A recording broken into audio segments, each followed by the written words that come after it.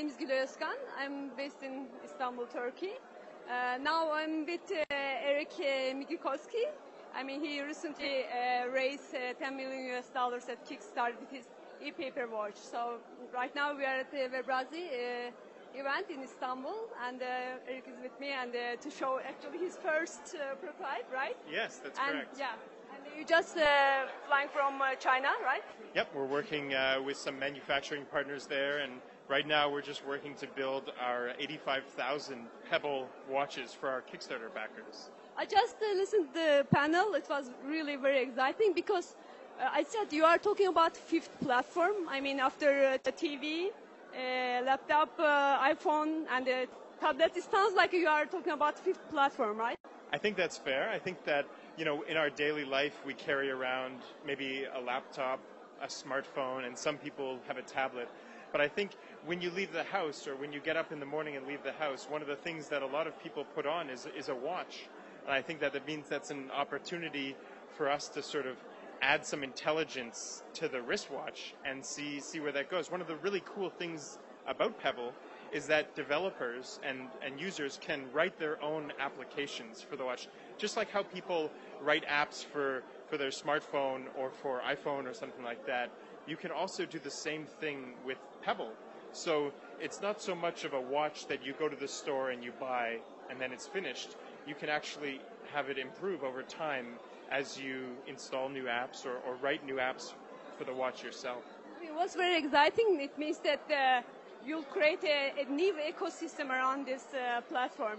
So is it going to be open to all application developers, for example, from Turkey, Middle East? They can be all... Of course. That's one of the really cool things about Pebble is that it's universal. I mean, you just download the SDK and you get started writing apps. At first, I think we won't be able to support all of the Arabic character sets, but we're working hard to be able to have these features come over time so that people all over the Middle East would be able to use Pebble with their smartphones like iPhone or Android. We know that how difficult, starting a hardware-based startup.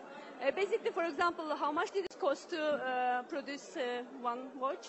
We're basically spending as much money as it takes to make the best watch possible. So, you know, we're not cutting any corners. We're making sure that it's quality, and we basically want to make it as awesome as we... You decided the market price? Yes, it's $150 US.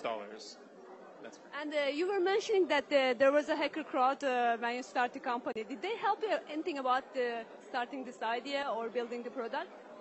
We work really close to a hackerspace called Hacker Dojo in Silicon Valley, and going down there every week to meet with other people that are working on other hardware projects, that's been really helpful to us because it means that even though we're running into some problems, you know, as normal, other people have faced some of these similar problems and we're able to work together to solve them.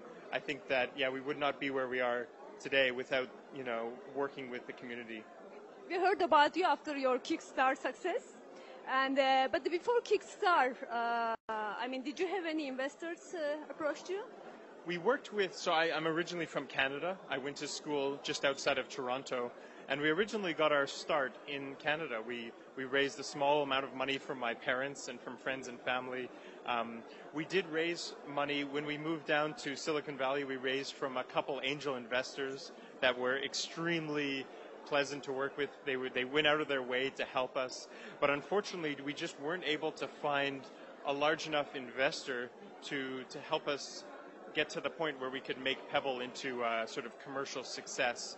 So that's when we, you know, after we failed to find Series A funding, that's when we decided to go to Kickstarter. And so Kickstarter transformed the opportunities. Yeah, we wouldn't have been able to do what we've done without Kickstarter. How about now? Do you have any investors approaching? And we've had a few, but at the moment we're good. I think our plan is just to make watches and make something that people want. Thank you. Thanks very much.